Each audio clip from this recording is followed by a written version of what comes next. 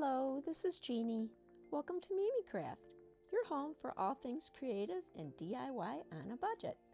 I make all the mistakes so you don't have to. If you enjoy my content, please take a minute to hit that like button and to subscribe to my channel if you haven't already. It really helps a girl out. Now, on with the projects. Now, part 1 was the full instructions for how to make the large shutter, so I will leave a link to the full tutorial. Since this is a part 2, I'm going to kind of blast through that part real quick, and then the subsequent projects will be slowed down with narration.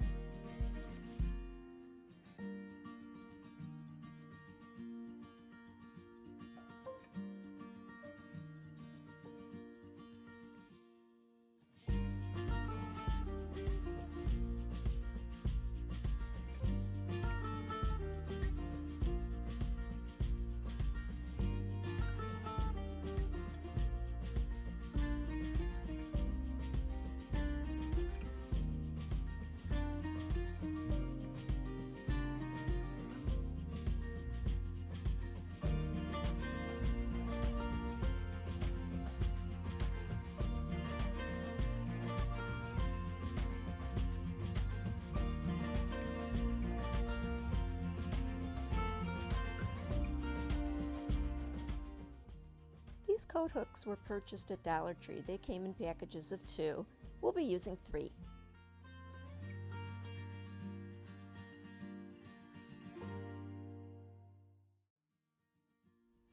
Here I'm using a pencil to mark where I want to put the screws for these hooks.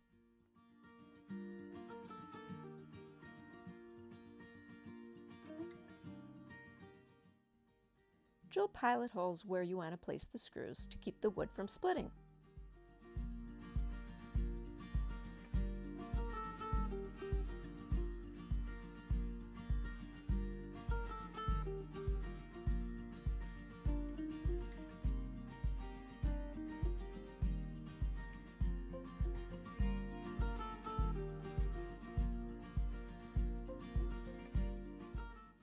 I recommend a sawtooth hanger to hang this. And this is how it turned out.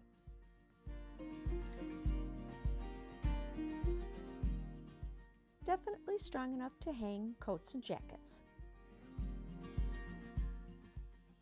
Next, let's make some mini hanging pots for this piece. To make a hanger for this pot, this is how I did it. I used jute twine. There's lots of tutorials for how you might do this. Just follow on screen to see what I did. I wanted something very simple.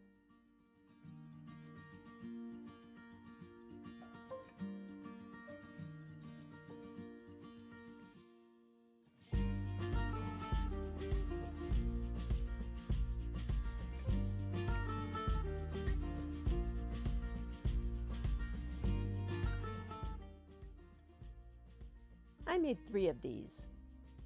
And this is how mine turned out. I chose miniature silk flowers and some baby's breath. You can put anything your heart desires in these little pots.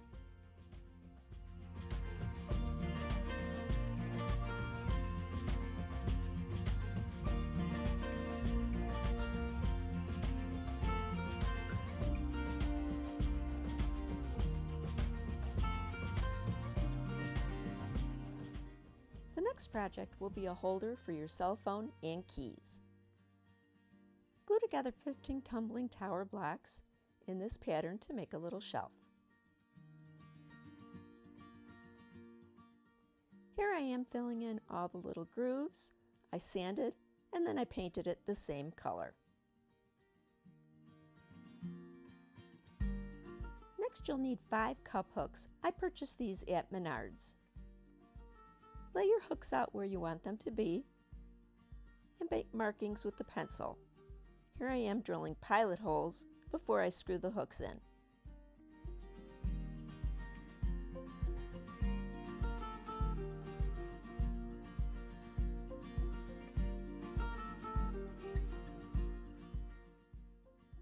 And place your hooks like you would a screw. You'll be able to hand tighten them.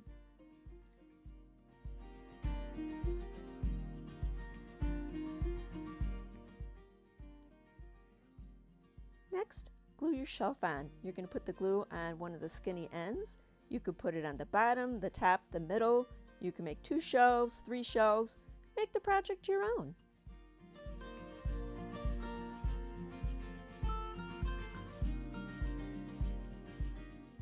After checking the position of the shelf with a square, I used a couple bottles of paint to hold it in place till it dried.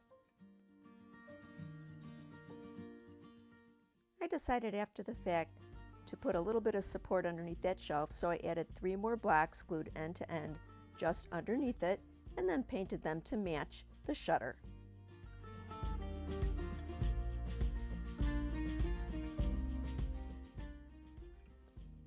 And this is how the first version turned out. I mean, it's pretty, but it's pretty plain. So I worked on that just a little bit. I used some sandpaper and I began to distress. And because I primed this with white first, the white came through after I sanded. But I wanted a little more distressing, so I took a really dry stencil brush and added just a little bit more.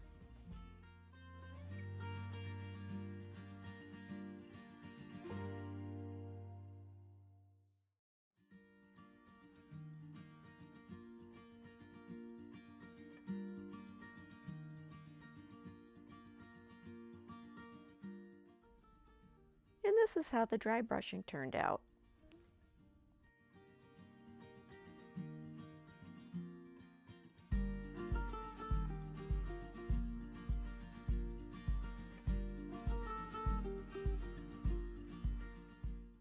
But I wanted it just to pop a little bit more, so I added a mini flower pot to the top.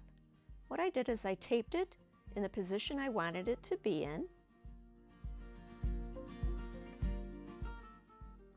I flipped the project over and glued the twine hanger to the back with some hot glue.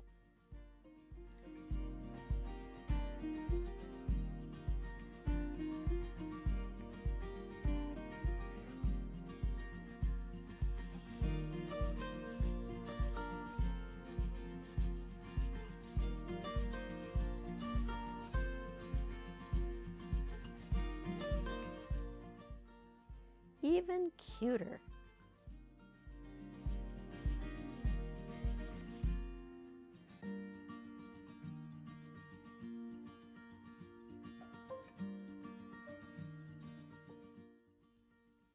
Our last project is a lantern, and you'll need 130 tumbling tower blocks.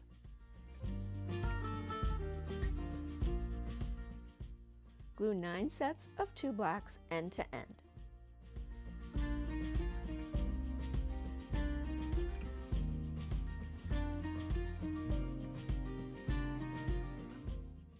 Glue 2 sets of 4 blocks end to end. Yada, yada, yada. Yada yada yada yada yada yada yada yada yada.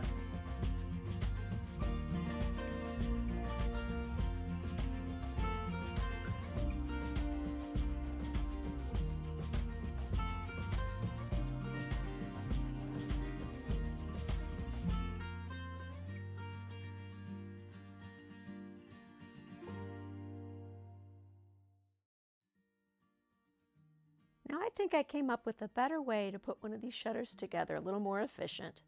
So here it goes. Take your widest 2-block piece and use that as a template. Place it on one of the sides. As you see, it's going to be on one of the wide sides.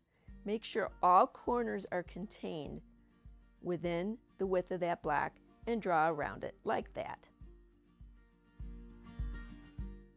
Do the same on the opposite end. You can see I took one of Dollar Tree's cutting boards so that those little rectangles I'm drawing I could line up vertically with one another. Next, I took a strip of paper that was the distance between the upper left corner of each of those rectangles that I drew. I folded it in half and used that to find the very center and marked it with a pencil. This is so much easier than using a ruler. Then I took that same block set that I've been using as a template, put its upper left corner at that marking. And now you know where the middle is. I continue to cut this piece in half and fold it in half to mark in between each two block set so that they would all be even. It's better just to watch than to explain.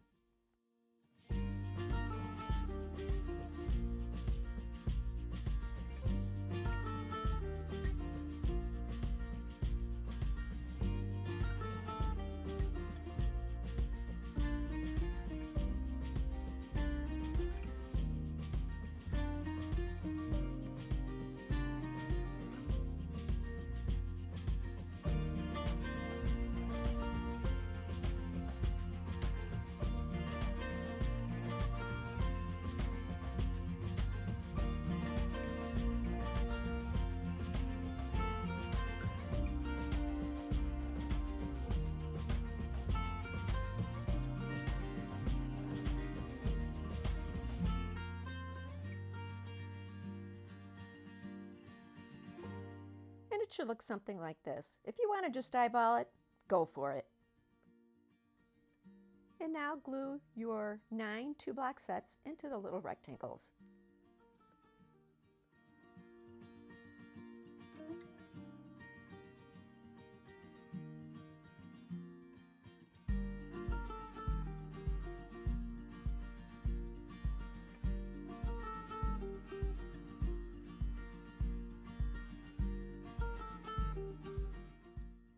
I also turned the piece in this direction so I could make sure that the blocks were straight and evenly spaced. When the glue has set up enough that you feel you can move the piece, place it on its side so you can make sure that all the slats are horizontal.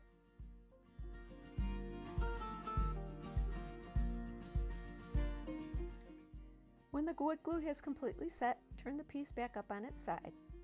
I'm pointing to the 2-block set that is the longest and will touch first. I tried very hard to make these all the same size, but you know, Dollar Tree. So go ahead and put glue on each and every one of these 2-block sets.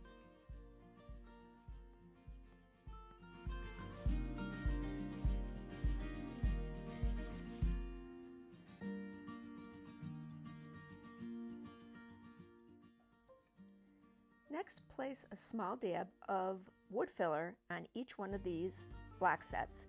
If you don't have a tube like I do, you can use a toothpick.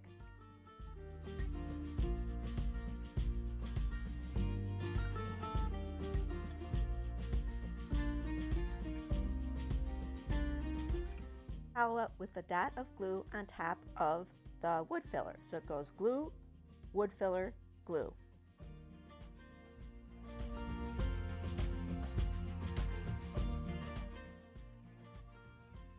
Use a square to help you place the other side. The wood filler you put in there will fill in any space that is too short, and it will squeeze out of any areas that are too long. You'll see when you make it. You can use a little toothpick to remove any extra wood filler or glue if there is any. Next, take 2 bamboo skewers or a real tiny dowel, depending on which you have on hand, and measure them to be the same length as each side of the shutter. This is going to serve 2 purposes. It's going to make it look more like a shutter, and it's going to cover up all those little seams. Now, I used dog nail clippers that I purchased from Dollar Tree to cut this, and instead of cutting it all at once, I gradually cut it as I turned the skewer around, and this kept the clippers from compressing the wood. And then I sanded the end. Place glue right on that corner edge of one of the sides, and you can hit the little corners of those shutters as well. This glue bottle is called a needle tip applicator, and I bought it at Hobby Lobby, but they're also available on Amazon. And now you can see when you put the glue there, it kind of slides over into that little slot, and then put something heavy over it until it sets.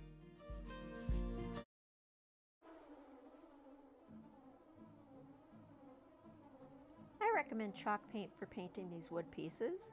I chose Waverly brand in the color Celery.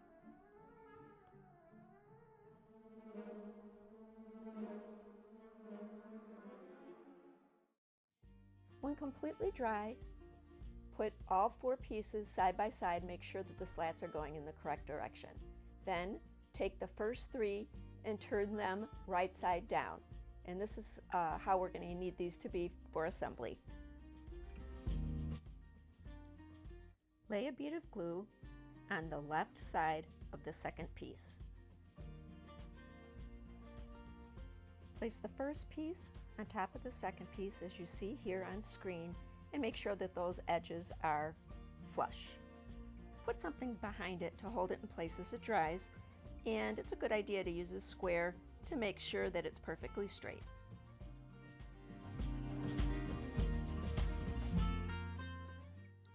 In my case, I needed to place something on each side in order to hold it in position. Place a bead of glue on the right side of that second piece. Put the third piece on the same way you put on the first piece, making sure that those sides are flush.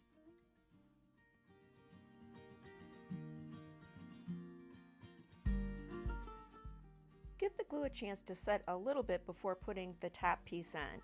You want the pieces to still be movable so that you can make adjustments. So you can see I put the glue on the inner sides of each of the very last 2 pieces we put on, and then put the last piece on. And now I'm just making all kinds of adjustments. I'll be using a square, making sure everything looks right. And it should look something like that from the bottom. Carefully put some weight on the lantern to hold it in place as the glue sets. For the lid, glue 24 blocks together as seen on screen.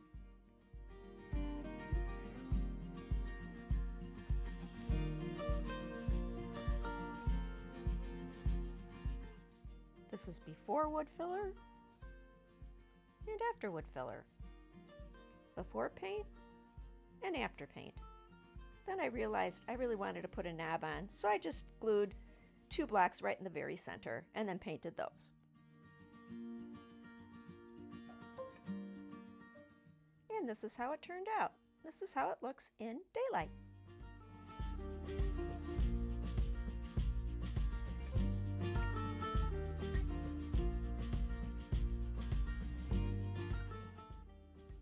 Think of all the possibilities with this, with florals, greenery, whatever you'd like to do. Very cute.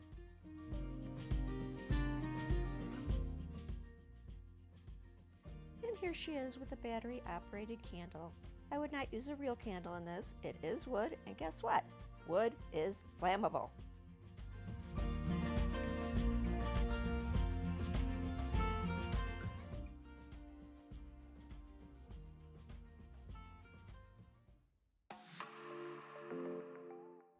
As always, guys, thank you so much for watching. It means so very much to me. Please let me know in the comments below which one of these projects are your favorite. Please be nice. Sometimes people aren't so kind in the comments, but I sure would appreciate if you would leave me one. Until the next time, bye.